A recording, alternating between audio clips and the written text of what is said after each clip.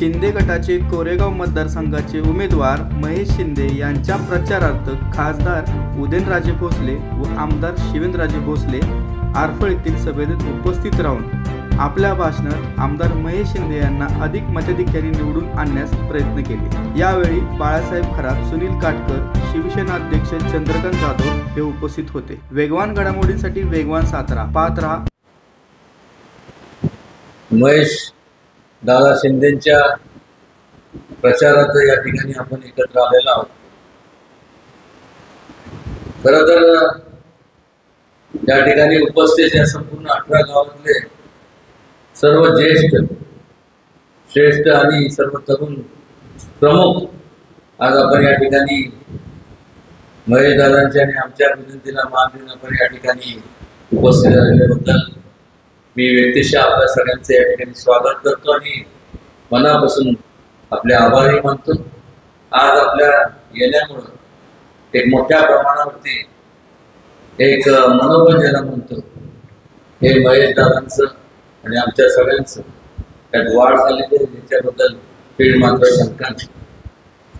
माझ्या अगोदर अनेकांचे जे भाषणं झाले, महेश दादांचं झालं, त्यानंतर शिवेंद्रराजेंचं झालं, त्यांनी त्यांच्या आपल्या मनोगतामध्ये संपूर्ण विकास कामांच्या बाबतीत त्यांचं संपूर्ण मांडणी केली। लोकांच्या बाबतीत जो आदरभाव आहे तो त्याच्या त्यांच्या वक्तव्याच्या माध्यमातून त्या ठिकाणी दिसून आला। प्रामुख्याने आपण एक विचार करणं गरजेचं आहे की दोन प्रकारचे प्रवृत्ती असतात, दोन प्रकारच्या प्रवृत्ती असतात, एक सकारात्मक विचार आणि एक नकारात्मक विचार। आज आपल्याला आवर्जून या ठिकाणी मला सांगायचं की समोरचे जे उमेदवार आहेत हे त्या काळात जेव्हा मुंबईवर या ठिकाणी जावळीतनं त्यांना उमेदवारी देण्यात आली, त्यावेळेस प्रत्येकाला वाटलं की हा भूमिपुत्र आहे, त्याच्या हातून काहीतरी चांगलं घडेल। पण मात्र 10 वर्ष त्या संपूर्ण जावळीचं त्यांनी नेतृत्व केलं। तर तुम्ही जावळी भागात जर गेला, जावळी मतदारसंघात त्यावेळेसच्या जर पाहिलं तर जशी आज तुमची भावना आहे किंवा ह्या कोरेगाव मतदारसंघातल्या लोकांची जी भावना आहे तशीच त्या भागातल्या लोकांची भावना आहे की आपण ज्यांना निवडून दिलं, एकदा नाही दोनदा नाही, म्हणजे साधारण 10 वर्ष म्हणजे एक तप ज्यांना आपण निवडून दिलं त्या व्यक्तींकडनं मग कोणी असू दे, त्यावेळेस समोरचे आताचे जे उमेदवार आहेत ते होते, त्यांच्या हातून काहीतरी आपलं या भागाचा विकास व्हावा, त्या संपूर्ण भागात विकासाची गंगा ही पाहायला मिळावी। पण मात्र तसं काही घडलं नाही आणि त्यामुळं घडलं तर फक्त एकच, फक्त राजकारण आणि राजकारण। त्या राजकारणाला कंटाळून शेवटी आपल्याला माहित आहे की DCC बँकेला सुद्धा आज एवढं संपूर्ण जो उद्रेक होता तो आपल्याला पाहायला मिळाला।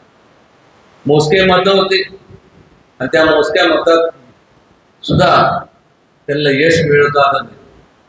मी कुचेष्टा कोणाची करत नाही, मी कोणाला कमी लेखत नाही, पण मात्र कुठं ना कुठंतरी ज्या वेळेस आपण एका लोकप्रतिनिधीला निवडून देतो, मग खासदार असतील किंवा आमदार असतील, लोकांची अपेक्षा असतात की आपण ज्यांना आपण निवडून दिले त्यांनी आपल्यासाठी काहीतरी करावं, आपलं गायरान किंवा आपलं संपूर्ण मनोगत ऐकून घ्यावं, त्याच्यासाठी ते अंमलात आणावं। असं न घडल्यामुळं ती परिस्थिती निर्माण झाली आणि त्यामुळं मग आता तिथं लोकांनी नाकारल्यानंतर मग आता जायचं कुठं, तर चला शेजारी जाऊ. कुठं शेजारी म्हणजे कुठं, कोरेगाव मतदारसंघ. वास्तविकरित्या त्या ठिकाणचा भूमिपुत्र असताना हे सध्याचे उमेदवार त्यांना त्या भूमीत काय करता आलं नाही, तर तुमच्या इथं तुमचा स्वतःचा हक्काचा असणारा महेश दादा भूमिपुत्र या संपूर्ण मतदारसंघाचा, ह्याला तुम्ही निवडून देणार का कोणतरी बाहेरून परका उमेदवार तुम्ही निवडून देणार, हा विषय त्या ठिकाणी आपण समजून घेतला पाहिजे. आणि मग ह्या ठिकाणी आल्यानंतर सुद्धा परत एक नाही तर परत 2 टर्म म्हणजे 1 टर्म, म्हणजे झाले टर्म किती, 4 टर्म. 4 टर्म म्हणजे किती वर्ष झाले मला सांगा, 20 वर्ष.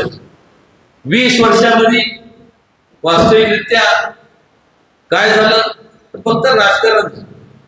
आपल्या सगळ्यांना माहिती आहे की कोरेगाव मतदारसंघ जो आहे हा संपूर्ण जिल्ह्यात वेगवेगळे मतदारसंघ जरी असले तर ज्या वेळेस मी संपूर्ण समाजकारणाला सुरुवात केली तेव्हापासून मला आवर्जून सांगाच होतं की संपूर्ण म्हणजे राजकीय सामाजिक आणि राजकीय दृष्ट्या परिपक्व संपूर्ण जर कुठला मतदारसंघ असेल, दुसऱ्या मतदारसंघाच्या लोकांना कमी लेखत नाही, तर कुठला असेल तर कोरेगाव मतदारसंघ.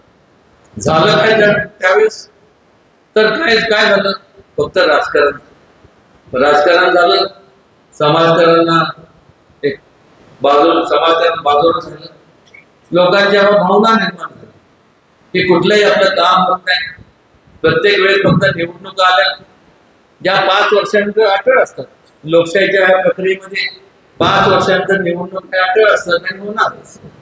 जय पराजय हा सोडून द्या, पण मात्र 10 वर्ष त्यांना आपण निवडून दिलं. आज मला सांगा 10 वर्षाचा कार्यकाळ आणि महेश दादांना आपण ज्यावेळेस निवडून दिलं, 1 टर्म, या 1 टर्म या 5 वर्षाच्या या कालावधीमध्ये आज मला सांगा ना, मगाशी शिवेंद्रराजे जे म्हणाले ते खरंच. प्रत्येक गावोगावी प्रत्येक ठिकाणी काहीतरी झालं पाहिजे. ह्या ठिकाणी विकास कामं आपण राबवले पाहिजे. आपण ज्या लोकांनी आपल्याला आशीर्वाद दिले, पाठबळ दिले, त्या लोकांचं आपण कुठेतरी ऋण फेडलं पाहिजे. ह्या आदरभावाने आणि ह्या एक पुराशी बांधलेली एक संपूर्ण जिद्द, त्या जिद्दीला धरून त्यांनी ठिकठिकाणी ह्या संपूर्ण कोरेगाव मतदारसंघाचा काय पलट केला. आणि मग त्यावेळेस सुद्धा लोकांनी सध्याचे जे उमेदवार त्यांना का नाकारलं, तर कारण की कुठलंही काम होत नाही, फक्त पाय अडकवण्याचं काम केलं. ते काय महेश दादांना जमणार नाही, ना शिवेंद्रराजेंना, ना मला. त्यामुळं एक लक्षात घ्या, आम्ही दोघं, शिवेंद्र असतील, मी असेल आणि महेश दादा, आम्ही काय वेगळे नाहीये. आम्ही संपूर्ण ताकदीने महेश दादांच्या पाठीची दोघंही आम्ही आहोत. दोघं म्हणण्यापेक्षा शिवेंद्रराजेंचे जे कार्यकर्ते असतील, आमचे कार्यकर्ते किंवा माझे सहकारी असतील, हे संपूर्ण त्यांच्या बरोबर आहेत. त्यांचे सुद्धा त्या ठिकाणी सहकारी आहेत. मी मगाशी शिवेंद्रराजेंना विचारलं की तुमचे संपूर्ण तुमचं या भागातले जे परिसरातले कार्यकर्त्यांना निरोप काय पोचलेला दिसत नाही. ते म्हणाले जरा, कारण शेवटी जसं महेश शिंदे या ठिकाणी उमेदवार आहेत, तसं शिवेंद्रराजे सुद्धा सातारा जावळी मतदारसंघातले उमेदवार आहेत. ते म्हणले जरा खूप मला उशीर झाला, पण उद्या नाहीतर परवा 2 दिवसातच संपूर्ण कारखान्यावरती संपूर्ण या भागातल्या लोकांना बोलून घेतो. आणि महेश दादा आपण सुद्धा या, मी पण असेल, आणि एकदा त्या ठिकाणी सगळ्यांनी समावेश आपण बैठक घेऊया. आज एक लक्षात घ्या, आता काउंटडाऊन चालू झालंय. उरले किती 4-5 दिवस फक्त. 4 दिवस म्हणजे किती झाले, आता तासावरती आलं आणि त्यामुळं संपूर्ण ज्या वेळेस आपण कार्य काय कुठलं करत गेलेलं नसलं, कार्य शून्य असताना मग आता लोकांसमोर जात असताना आपण काय करायचं, तर लोकांची दिशाभूल करायची. मग सांगायचं की हे आमच्या बरोबर आहे, ते त्यांच्या बरोबर आहे. त्या भूलथापांना तुम्ही कृपया करून बळी पडू नका. आणि आज आपल्याला माहित आहे 5 वर्षाचा कालावधी म्हणजे काय थोडा कालावधी नाही.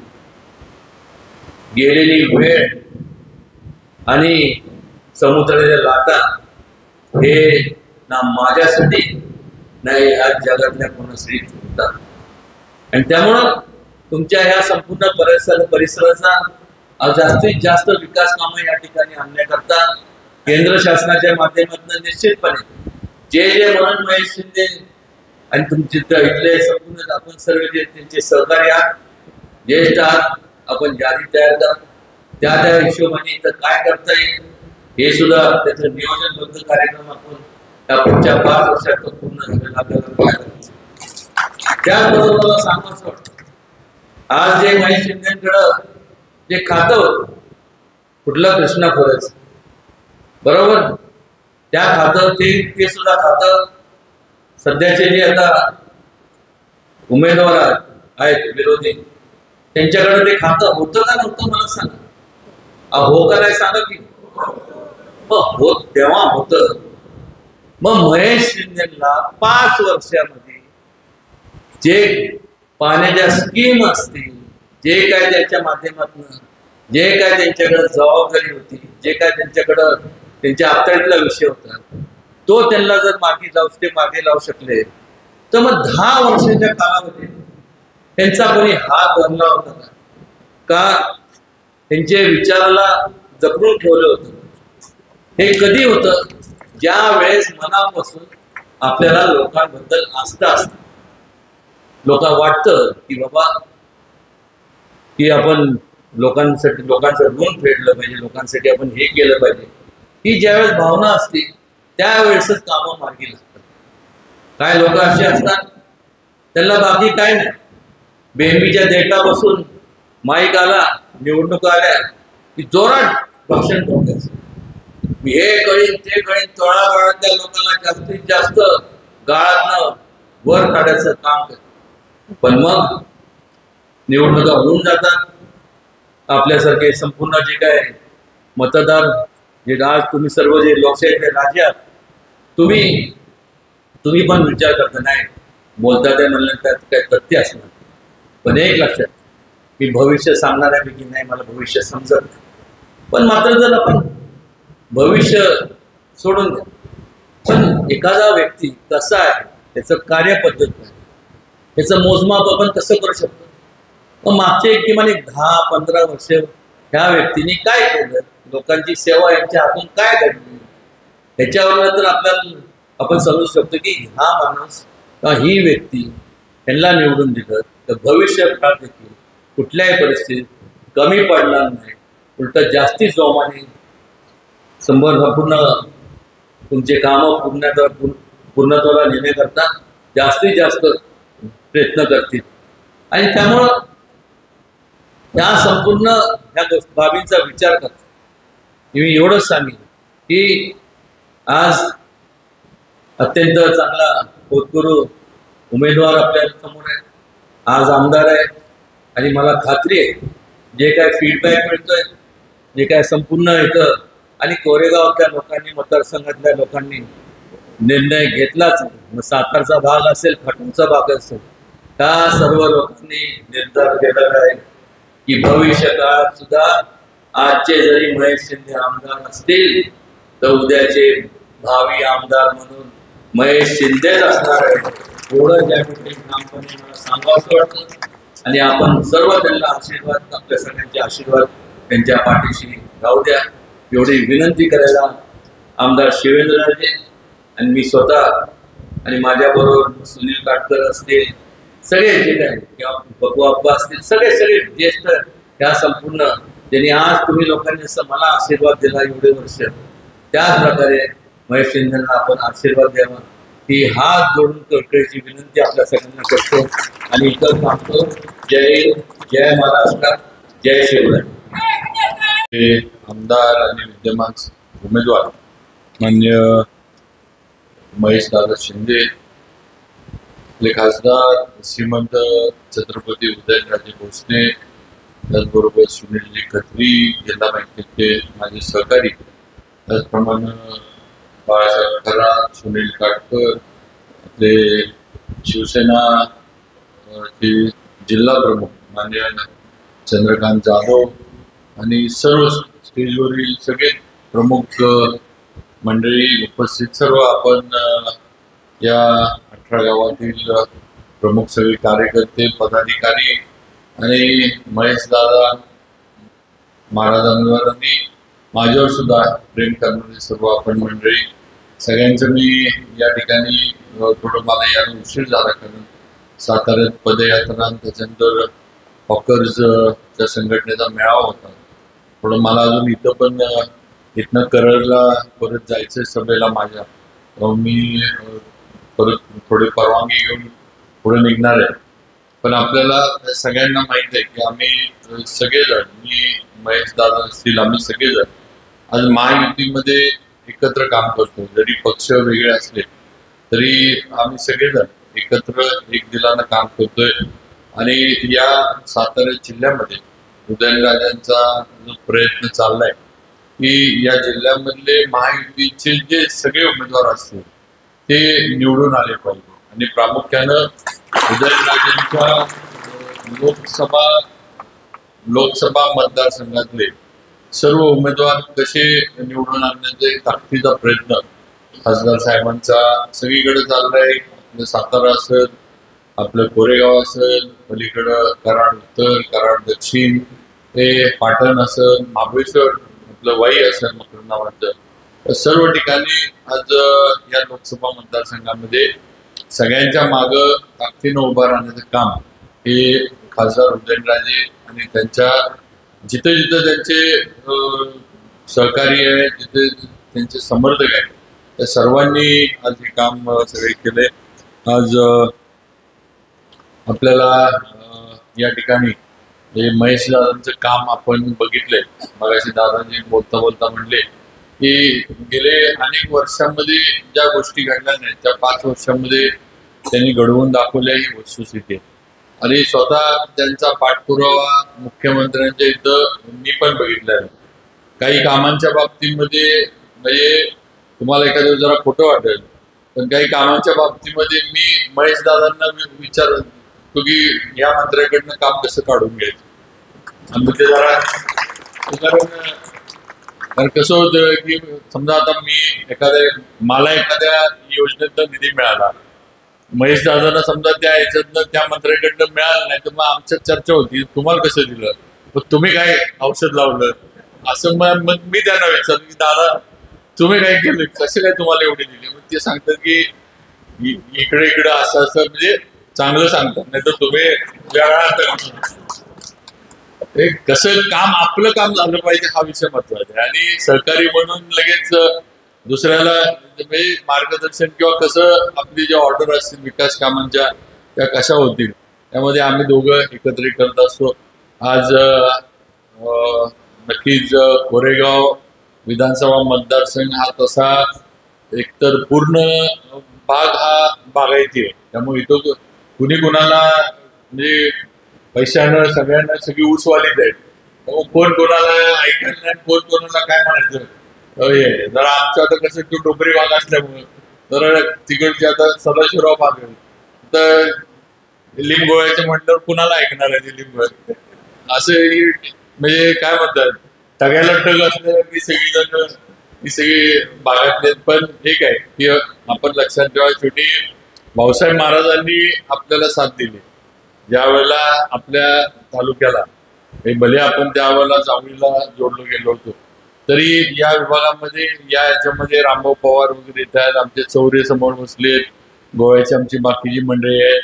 यांना सगळ्यांना माहिती आहे की इथं खऱ्या अर्थानं आमचे सोनगावची मंडळी आहेत समोर बसलेली, ते खऱ्या अर्थानं साथ देण्याचं काम आणि ताकद देण्याचं काम हे त्या काळात मतदारसंघ नसताना पण भाऊसाहेब महाराजांनी आपल्यासाठी केले आणि म्हणून आपल्याला त्याची जाणीव ठेवली पाहिजे की शेवटी आपण त्या विचारानं सगळेजण काम करतो. भाऊसाहेब महाराजांच्या विचारानं आपण आज सुद्धा एकत्र राहून काम करतोय आणि आपण ज्यावेळेला एकत्र आहे, मग आता महेश दादा आणि मी, भाजप असेल, सेना असेल, आम्ही एकत्र काम करतोय. म्हणजे आपण सुद्धा सगळ्यांनी त्यांच्या मागे ताकदीनं उभा राहिलं पाहिजे. आणि निवडणूक म्हटलं की वावड्या चर्चा ह्या होतात. या काही प्रत्येक गोष्टी आता मला सुनील खत्री काही गोष्टी सांगत होते. शेवटी निवडणुकीमध्ये वावड्या चर्चा होतात, पण शेवटी आपल्याला दिसतंय काय ते बघा.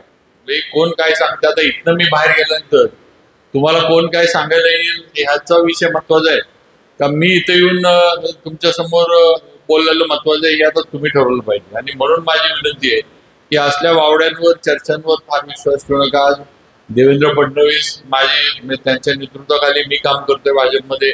आज त्यांचं पण मला हे आहे की महेश दादा असतील, आपले कराड उत्तरचे आपले उमेदवार मनोज दादा असतील, या दोघांना पण त्यांनी सांगितले की तुमच्याकडनं जेवढं काय होईल तेवढं तुम्ही या दोघांच्या विजयासाठी काम केलं पाहिजे.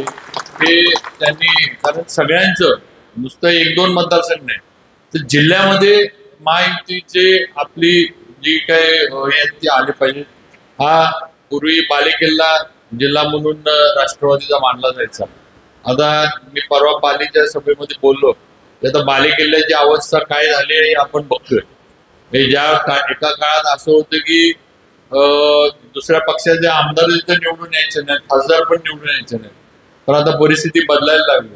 आणि का बदलायला लागले तर आपल्याला वर्षोनवर्ष आपल्याला गृहीत धरून काम केलं गेलं ही वस्तुस्थिती आहे. आज आपले जे जिल्ह्याचे प्रश्न होते त्या प्रश्नांकडं सातारा जिल्हा हा फार असा म्हणजे काय म्हणायचं ॲग्रेसिव्ह कोण नव्हतं, म्हणून आपल्याला दाबायचं. आणि आपल्याकडं नुसतं म्हणताना म्हणायचं सातारा जिल्हा चव्हाण साहेबांचा जिल्हा, चव्हाण साहेबांचा वारसा, पण त्याच्या पुढं कुठलाच विषय आपल्यासाठी जिल्हा म्हणून फार आपल्याला कधी कोणी वर्ण साथ दिली नाही. नुसतं आपला वापर सगळ्यांचा राजकीय याच्यासाठी किंवा नुसतं निवडणुकीची जी काही आकडेवारी असते ती करण्यासाठी आपला झाला. पण खऱ्या अर्थानं महायुतीच्या ह्याच्यामध्ये जेव्हापासून आपण काम करतोय, तुम्ही बघा कोट्यावधीचा निधी प्रत्येक गावामध्ये आज महायुतीच्या सरकारच्या माध्यमातून आला. आज कुठलंही गाव महेश दादांच्या मतदारसंघातलं पण कुठलंही गाव असं राहिलं नसेल की ज्या ठिकाणी पैसे ही शासनाच्या माध्यमातून विकास कामासाठी आले नाहीत, असं एक पण गाव राहिलं नसेल. आज कॉन्क्रिटीकरण झाले, आज प्रमुख रस्त्यांची डांबरीकरण झाली, आज जलजीवनच्या पाणी पुरवठा योजना सुरू आहेत, आपलं आरोग्याच्या सेवा आपल्याला आज उपलब्ध झाल्यात. आज शासनाचा जर आपण विचार केला तर महायुतीच्या माध्यमातून आज तुम्ही बघा हे केंद्रातनं आज आपल्याला शेतकरी सन्मान योजनेचा पैसा येतो. पूर्वी येत होता का? नरेंद्र मोदी पंतप्रधान झाल्यानंतरही सुरू झालं. पूर्वी 1 रुपया तरी आपण, आता मी पण काँग्रेसमध्ये महाराज होते, आम्ही पण सगळे बहुतांशी मला वाटतं इथं बसलेले सगळेच आपण काँग्रेस आणि राष्ट्रवादीमध्ये काम केलंच होतं. इथं बसलेले कुणी सांगावं, सुनील खत्रींनी पण सांगावं की अशा योजना, म्हणजे ते तर आमच्या पण त्यावेळेला पुढे होते, कारण ते तर येस काँग्रेसवाले होते पूर्वीचे. पण अशा योजना मी सांगायचं मागे अशा आज जे थेट आपल्याला देण्याचं काम चालू आहे, थेट आपल्या खात्यामध्ये लाभार्थी म्हणून जो लाभ आहे तो आपल्या इथे येतो, ही आतापर्यंत कधी झालं नाही. हे पंतप्रधान नरेंद्र मोदी सत्तेत आल्यापासून झालं. आणि मग 3 वर्षानंतर आपलं सरकार, एकनाथ शिंदे साहेबांनी, महेश दादांनी निर्णय घेतला, बाहेर पडले आणि आपलं सरकार महायुतीचं आणलं. त्याच्यानंतर राज्यातल्या आज ज्या योजना आपल्याला मिळतात त्या सुरू झाल्या. आज लाडकी बहीण योजना चालू आहे. आज महिलांमध्ये तुम्ही बघा, त्या महिलांमध्ये उत्साह किती आहे. भले 1500 रुपये, काही लोक आता म्हणतात 1500 रुपये म्हणजे काय फार मोठी रक्कम नाही, पण ह्याच्यापेक्षा माझं मत असं आहे की आज शिवतरमध्ये राहणाऱ्या माझ्या भगिनीला किंवा आरफळमध्ये राहणाऱ्या माझ्या भगिनीला आज एक तिला मनानं तिच्या चांगलं वाटतं की मुंबईमध्ये कोणतर बसले जे माझा विचार करते आणि माझ्या खात्यामध्ये 1500 रुपये मुंबईवरनं पाठवून देतो. हा विषय महत्वाचा आहे. हे जे त्या बहिणींमध्ये जी एक भावना निर्माण झाली की माझ्यासाठी सरकारनं काहीतरी केलं, हे रस्ते पाणी वगैरे हे तर चालूच आहे, पण माझ्यासाठी काहीतरी सरकार करते आणि माझा पण विचार सरकार मुंबईत बसून हे मुख्यमंत्री शिंदे साहेब असतील, देवेंद्रजी अजितदादा करतात, हा विषय महत्वाचा आहे. आणि त्यामुळं महिलांमध्ये एक फार मोठं काय म्हणायचं एक क्रांती झाल्यासारखी झाली आहे की काही करून आपलं महायुतीचं सरकार आणायचं म्हणजे आणायचं. मी काल जावळीमध्ये एका गावामध्ये प्रचाराला गेलो होतो. तिथं असं आम्ही मंदिरामध्ये बसलो होतो सगळे चर्चा करत. थोडं गावच्या एका रस्त्याबद्दल विषय चालला होता. लोकांचं जरा म्हणणं होतं की रस्ता रुंद झाला पाहिजे, लवकर झाला पाहिजे. इथे बोलता बोलता तिथं एक 5-6 भगिनी बसल्या होत्या. त्यांनी शेवटी सांगितलं की म्हटले बाबा आमची महिलांची मिटिंग वेगळी घ्या, ही पुरुष मंडळी काय करू देत, आम्ही तुम्हाला सोडून जाणार नाही, आम्ही तुमच्या बरोबर. एवढं स्पष्ट बोलण्याचं आता हे महिलांमध्ये आज आलंय का, तर त्यांना शासनाचा निर्णय मान्य आहे, पटलाय आणि या महायुतीच्या सरकारच्या मागे उभा राहण्याचा निर्णय आपल्या भगिनींनी घेतलाय, ही वस्तुस्थिती आहे.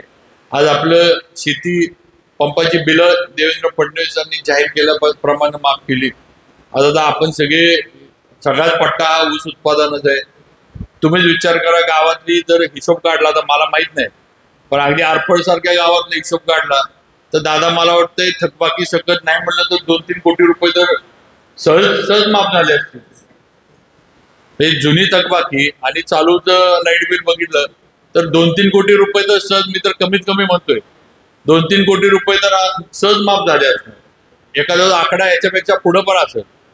नुसती ही घोषणा ठेवली नाही तर त्यांनी ही घोषणा देवेंद्रजींनी अस्तित्वात आणली, हे आपण लक्षात घ्या. आज मराठा आरक्षणाचं पण हे मराठा आरक्षण तुम्ही एक लक्षात ठेवा की मराठा आरक्षण जर कोण देऊ शकतं आपल्याला किंवा मराठ्यांना योग्य नाही जर कोण देऊ शकतं तर ते फक्त नरेंद्र मोदी आणि देवेंद्र फडणवीस हे दोघंच आपल्याला देऊ शकतात. बाकीच्यांनी नुसता आपला मराठा समाजाचा वापर हा राजकारणासाठी करून घेतलाय. ज्यांच्या हातामध्ये एक काळ असा होता की ज्यांच्या हातामध्ये राज्य होतं, काँग्रेस असेल, राष्ट्रवादी असेल, त्यांच्या हातामध्ये पूर्ण राज्य होतं, पूर्ण केंद्र सरकार होतं. त्या काळामध्ये थोडा जरी निर्णय मराठ्यांसाठी केला असता तर आज जे वातावरण चिघळले हे चिघळलं नसतं. आज जे ओबीसी आणि मराठ्यांमध्ये अगदी तुतू मेमेचं जे झालंय, हे प्रत्येक जण जे एकामेकाला असं आपण करतो की माझं काय काढून घेतात का, अशा ह्याच्यामध्ये आज समाज एकामेकाच्या समोर जायला लागले. हे जर त्यावेळेला त्या काळामध्ये काँग्रेसनं, राष्ट्रवादीनं त्यावेळेला जी अखंड राष्ट्रवादी त्यावेळेला होती, यांनी जर त्यावेळेला बसून हा निर्णय घेतला असता आणि काही प्रमाणात तरी मराठा समाजाला न्याय दिला असता तरी आज मराठा समाजाची मुलं ही एवढी म्हणजे संघर्षामध्ये किंवा एवढ्या टोकाच्या भूमिकेमध्ये गेली नसती, ही वस्तुस्थिती आहे. पण ते केलं नाही का तर आपल्याबद्दल तेवढा विचार करण्याची कोणाची तयारी नव्हती मराठा समाजाची. लक्षात घ्या, आज आपल्याला या सरकारने ईबीसी दिलं. आज ईबीसीचा फायदा आपल्याला फार मोठ्या प्रमाणावर होतोय, आपल्या लक्षात येत नाही, पण आज ईबीसीचा फायदा मोठ्या प्रमाणावर होतोय. आपल्याकडं आज देवेंद्रजींनी आपल्याला सगळ्यांनी मिळून एकनाथ शिंदे साहेबांच्या सरकारने आपल्याला 10% आरक्षण आपल्याला परत हे केलं नाही. त्यामुळे या गोष्टी आहेत, ह्याचा विचार आपण केला पाहिजे. भावनेला हात घालण्याचा सध्या जो विषय चाललाय, म्हणजे शेवटी पक्ष फुटले काय झालं हे ठीक आहे, पण शेवटी पक्ष का फुटले हो मला तुम्ही सांगा. आज मी काम करतोय, आज माझ्याबरोबर समजा माझा जवळचा सहकारी आहे, मी त्याच्याकडे जर लक्ष दिलं नाही, त्याच्या अडचणीत जर मी समजून घेतल्या नाहीत किंवा तो काय सांगतोय हे मी ऐकलंच नाही तर किती दिवस तो माझा सहकारी माझ्याबरोबर राहणार आहे. कधी ना कधी तो म्हणणारच आहे ना की बाबा तुम्ही आमचं काय ऐकत नाही, आमच्याकडे काय बघत नाही, आमचा आम्ही मार्ग दुसरा धरला. मग तसंच झालं, तसेच पक्ष फुटले. त्याच्यामध्ये काय म्हणजे वेगळं दाखवण्याचं, चित्र दाखवण्याचा विषय काय नाही असं माझं तर स्पष्ट मत आहे. तुम्हाला तुमची लोक जी आहेत ती तुम्हाला सांभाळता आली नाहीत, ती तुमचा पक्ष सोडून दुसरीकडे गेली आणि त्यांची वेगळी चूल मांडली. ह्याच्यामध्ये म्हणजे पक्ष फुटला ही बोलण्याचा आणि त्याच्यावर मतं मिळवण्याचा काय संबंध आहे हे आपण लक्षात ठेवलं पाहिजे. शेवटी राजकारण आहे. आपण म्हणतो ना निवडणुका साम दाम दंड भेद सगळं वापरून करायचं असतं. राजकारणामध्ये चाणक्य नीतीमध्ये सांगितलंय साम दाम दंड भेद सगळं वापरलं पाहिजे, त्याच्यामध्ये काय मागं पडायचं नाही. शेवटी आपला विजय झाला पाहिजे, शेवटी हे महत्वाचं आहे. आता ही लढाई आहे, जरी आता लढाई हे पूर्वीच्या लढाई वेगळ्या होत्या इतिहासकालीन, पण ही पण लढाई आहे लोकशाहीतली. आणि ही लढाई जिंकायची असेल तर आपल्याला पण पूर्ण तयारीनं महेशदादांच्या मागं उभं राहिलं पाहिजे. आणि नक्की माझ्याकडनं पण जे काय करता येईल ते मी नक्की आपल्या महायुतीतले माझे सहकारी उमेदवार म्हणून महेशदादांसाठी करील. आपण पण सगळ्यांनी त्याप्रमाणे ताकदीनं महेशदादांच्या मागं राहावं ही आपल्याला सर्वांना विनंती करतो. आणि मगाशी मी जे म्हटलं की कोण काय सांगतं, कोण काय बाहेर बोलतं, या गोष्टीला फार महत्व देण्याच्या याच्यामध्ये गरज नाही असं माझं म्हणणं आहे. शेवटी आपण प्रत्येकाची तोंड काय धरू शकत नाही. कोण बाहेर काय बोलतं याच्याकडनं बघता आपण एक आहे, एकत्र आपल्याला राहायचंय आणि आपल्याला सगळ्यांना महेशदादांच्या मागे राहायचंय. एवढं आपण सगळ्यांनी लक्षात ठेवा. त्यांचं चिन्ह धनुष्यबाण आहे आणि धनुष्यबाणाच्या समोरचं बटन दाबून महेशदादांना परत एकदा मोठ्या मताधिक्यानं विधानसभेमध्ये आपण सगळ्यांनी पाठवायचे. एवढं सगळ्या माझ्या सातारकर बंधू, माझ्या तरुण मित्रांनी आणि गावामध्ये आपल्या असणाऱ्या भगिनींना पण सांगा आणि त्याप्रमाणे सगळ्यांनी कामाला लागा ही विनंती या निमित्तानं आपल्याला करतो आणि माझे 2 शब्द थांबवतो. जय हिंद, जय महाराष्ट्र. अठरा गावातील प्रमुख कार्यकर्त्यांचा हा मेळावा विधानसभा निवडणूक 2024च्या अनुषंगाने या ठिकाणी घेण्यात येतो. या कार्यक्रमाला उपस्थित असणारे आपल्या सगळ्यांचे मार्गदर्शक, सातारा जिल्ह्याचा स्वाभिमान श्रीमंत छत्रपती खासदार उदयनराजे भोसले, सुनील तात्या पाटकर, सुनील खत्री, आमचे शिवसेनेचे नेता राठोड, आमचे दुसरे गॉडीचे बाळासाहेब, व्यासपीठावर उपस्थित असणारे सर्वच आमची उपस्थित सर्वच प्रमुख मान्यवर, खालीही बसलेले सर्व आमचे प्रमुख मान्यवर बंधू. आज या ठिकाणी मेळावा घ्यायचं कारण प्रमुख कार्यकर्त्यांना काही सूचना करायच्या आणि त्या सूचना महायुतीच्या सक्तीनेही तिथे आल्या पाहिजे अशा पद्धतीचं जर पंथबंध केला नसेल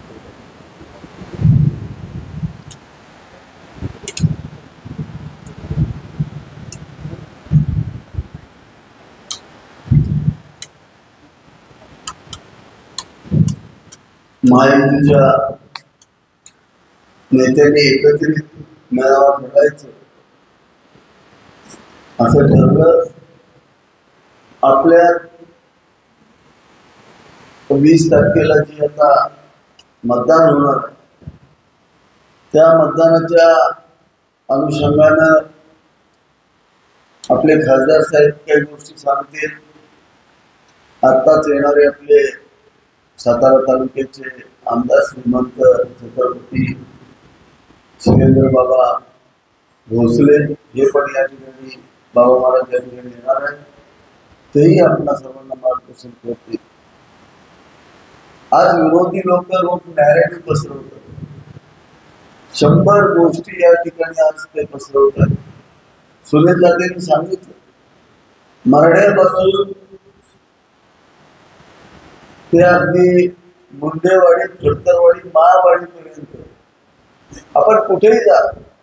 ही सातारा तालुक्यातली 36 गाव, सगळ्या गावांमध्ये आमूलाग्र बदल घडवायचं काम मागच्या 2.5 वर्षामध्ये आपण राज्याचे सन्माननीय मुख्यमंत्री एकनाथजी शिंदे साहेब आणि उपमुख्यमंत्री देवेंद्र फडणवीस साहेब आणि अजितदादा पवार यांच्या सरकारच्या माध्यमातून केलं. मराठ्याचं तुम्ही पाहताय मी काय उदाहरण देत असतो. आपल्याला गावाचा विकास म्हणजे गाव सुंदर करायचे. गाव सुंदर करत असताना किती निधी लागतो याचा आम्ही कधी विचार करत नाही. काही गावांना 10 कोटी लागतो, काही गावांना 12 कोटी लागतो. पण कित्येक वर्ष आपण घाणीत राहतोय. आपल्याला गावात स्वच्छ आणि सुंदर करायचं आणि ते काम आपण केलं. कोरोनादायी काम केलं. पण आता आपण सामोरं जातो निवडणुकीला, आपल्याकडं सगळे मुद्दे चांगले आहेत, आपलं विजन चांगलं आहे. आज खासदार साहेब आपले साताऱ्याचे खासदार आहेत, त्यांच्या माध्यमातून आपण केंद्रातून मोठ्या प्रमाणावरती निधी आणून या ठिकाणी मोठमोठे प्रकल्प करणार आहे. महायुती पुन्हा राज्यात येईल असं भाकीत आम्ही नाही केलं. नेल्सन नावाची कंपनी जो काँग्रेसचा सर्वे करते, त्यांनी 171 जागा आज महायुतीच्या येथील हे काँग्रेसच्या सर्वेच्या ठिकाणी. मुख्यमंत्री लाडकी बहीण योजना असू द्या, शेतकऱ्यांच्या वीज बिलाची माफी असू द्या, या सगळ्या निर्णयानंतर हे महाराष्ट्र राज्य सरकार जी गुंतवणूक आली, ज्या पद्धतीनं रोजगार वाढले, ज्या पद्धतीनं शेतकऱ्यांचे सिंचनाचे प्रकल्प या महाराष्ट्र सरकारनं मार्गी लावले, मोठमोठ्या इंडस्ट्रीज आणल्या, या सगळ्याचा परिपाक म्हणून आज जर तुम्ही पाहिलं असेल तर महाराष्ट्रातली जनता पुन्हा एकदा मोठ्या संख्येनं महायुतीच्या माग या ठिकाणी उभी राहिलेली दिसते. आमच्या विरोधकांची अवस्था काय आहे तुम्ही चेक करा. मरण्यासारखं गाव आहे, तुम्ही सगळे पार्टी प्रमुख इथं आला, बापू तुम्ही आलाय, राजू पाटील आले, बापू आहेत, विठ्ठलराव आहेत, सगळे चेअरमन आहेत, माजी सरपंच आहे, तुम्ही सगळे एकत्र आहे. स्ट्रॉंग विरोधक दिसतोय का तिथं? फिरायला माणसं आहेत का? ही मरण्याची अवस्था. मालगावची आता वेगळी अवस्था आलाय का? तीच अवस्था. सगळ्या गावांमध्ये त्यांच्या सिस्टीम पॅरलाइज झाल्यात, कारण त्यांच्या पार्टीचे प्रमुख सांगतायत कुठल्या तोंडानं मत मागायची. कारण ते पार्टी प्रमुख रस्त्यावर बाहेर पडले तर त्यांचा पाय आपल्या विकास कामावरती पडतो, त्यांच्या नजरेसमोरचा विकास ते पाहतात, आणि आपण केलेली कामं ही जनतेच्या समोर आहे. त्यामुळे विरोधक असा फार प्रबल नाहीये किंवा त्यांच्याकडे आपल्यावरती टीका करण्यासारखं एकही गोष्ट नाही. मग त्यांनी काय करायचं? फेक नेरेटिव्ह टाकायचे. परवा पाटकरचं उदाहरण झालं.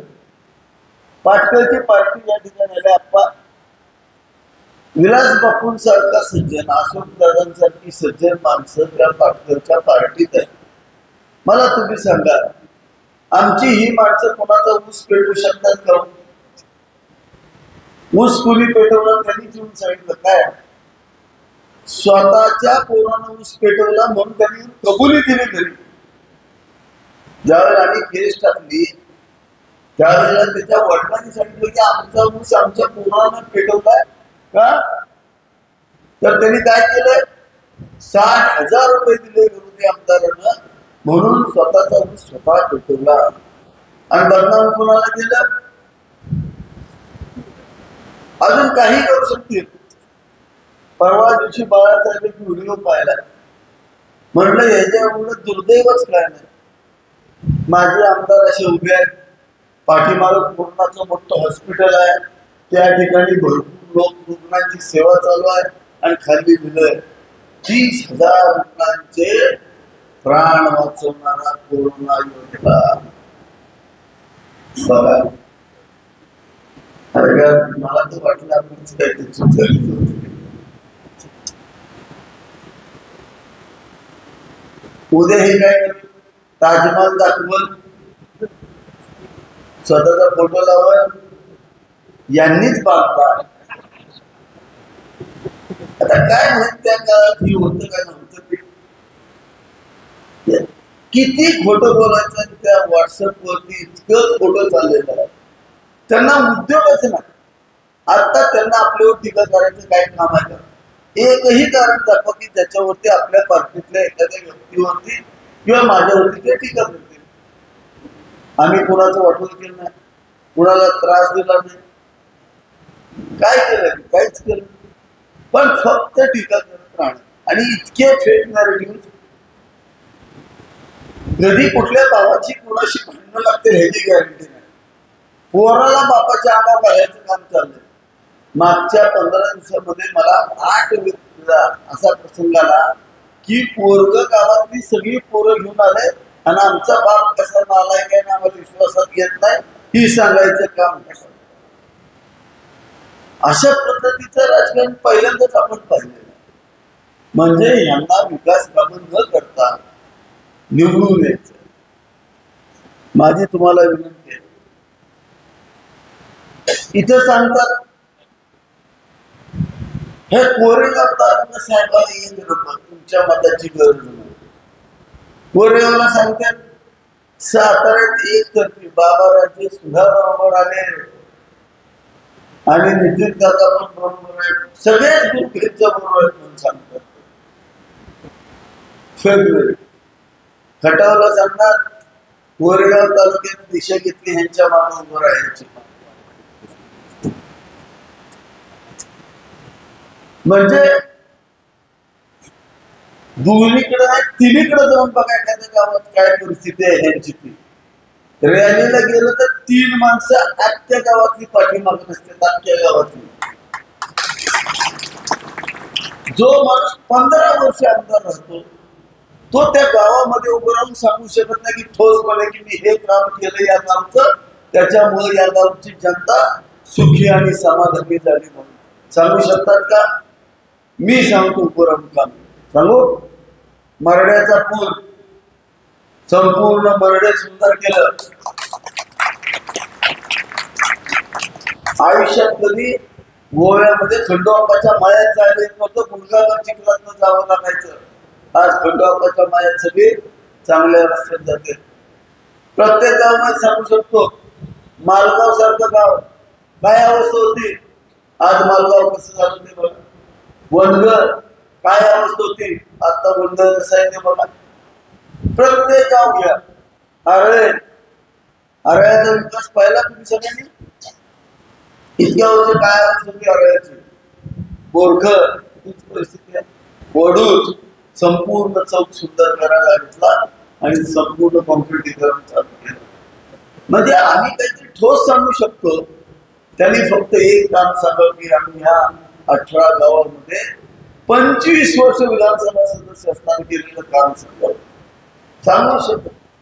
प्रेम नाही, आत्मीयता नाही, धर्म नाही, जनतेच्या प्रती श्रद्धा नाही, मग काय करायचं, भांडणच लावायचं काम करायचं. म्हणजे बऱ्याच गावात जाऊन सांगायचं बाबांच्या आदेशाने बघा. कालच महाराज साहेब बोरखर मध्ये हे गेले होते.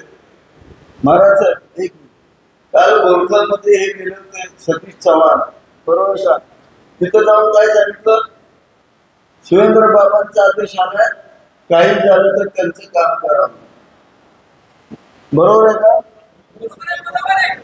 विचार यांच्या समोर सांगितलं बाबांच्या आदेशात. सतीश चव्हाण स्वतः सांगितलं. कुठं आलाय ना, तुला सांगितलं नाही.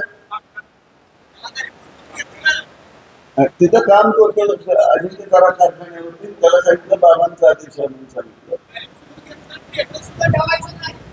धमकी दिली.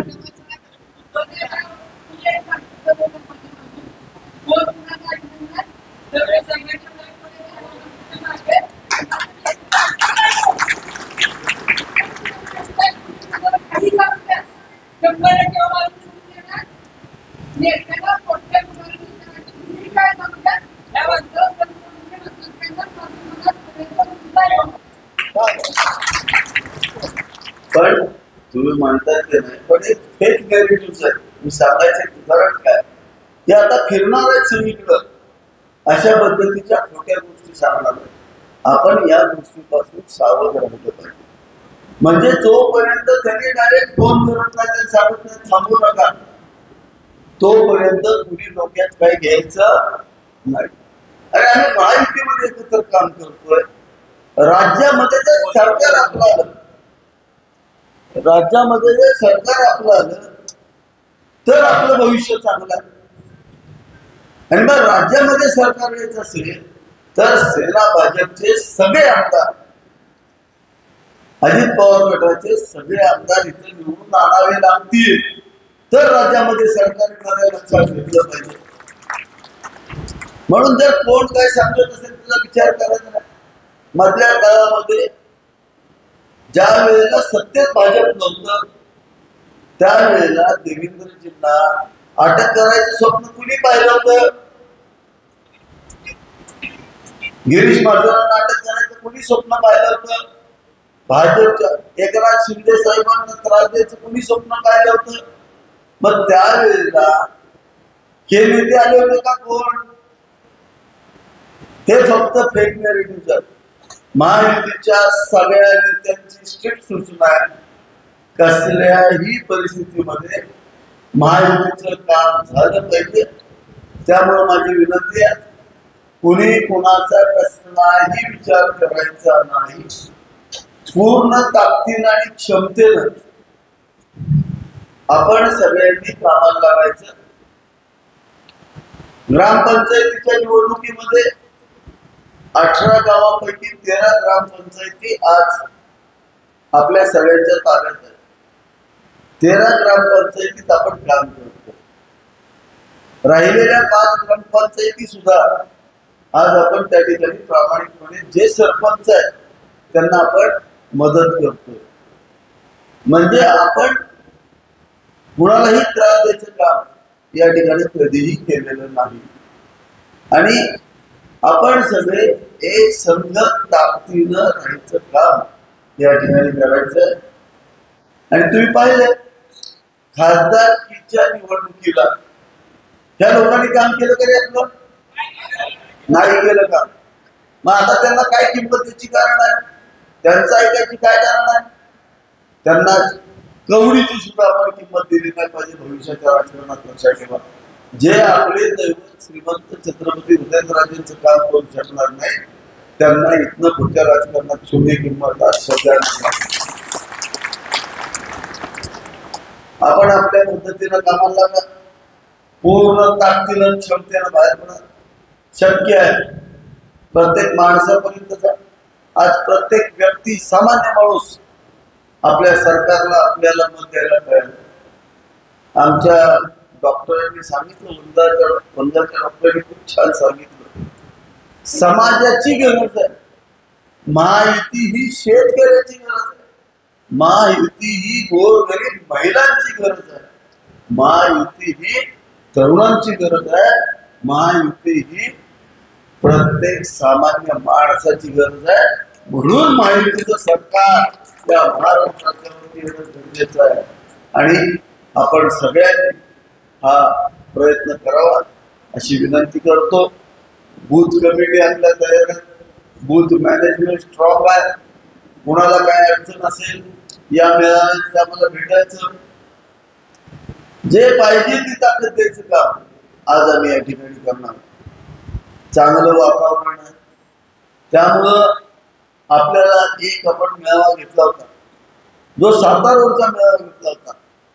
त्या मेळाव्यामध्ये आपण ठरवलं होतं, आपल्याला वक्ते म्हणून प्रदेशने पाठवलं होतं.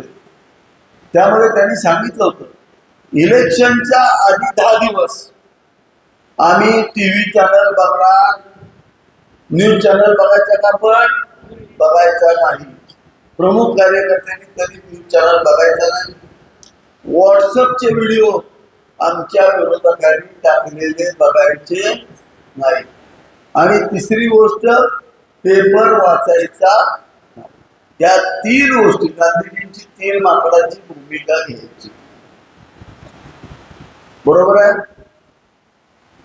तुम्ही मला सांगा, एखादा माणूस उठतो आणि दुसऱ्याला खचून शिव्या देतो, इतक्या शिव्या देतो, पण चुकून जो शिव्या खात असतो त्याला कानात मशीन बसवायचं राहिलेलं असतं.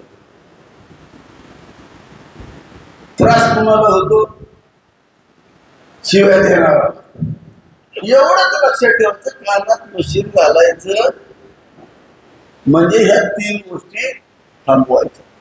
फेक नेरेटिव्ह आणि आर्टिफिशियल इंटेलिजन्सला फाईट करायचं असेल तर याच्यापेक्षा दुसरं कुठलंही हत्यार नाही आहे. त्यामुळं आता बूथ मॅनेजमेंटच्या दृष्टीनं प्रयत्न करा, पूर्ण ताकदीनं कामाला लागा. तुमच्या बूथ चालवण्यासाठी ज्या ज्या अडचणी असतील त्या अडचणी, प्रशासकीय अडचणी आम्हाला सांगा. महाराज साहेब आहेत, दुसरे शिवेंद्र बाबा आहेत, सन्माननीय आमदार श्रीमंत छत्रपती शिवेंद्र बाबांचा या ठिकाणी स्वागत करण्यात येत आहे. मी सन्माननीय विधिमंडळ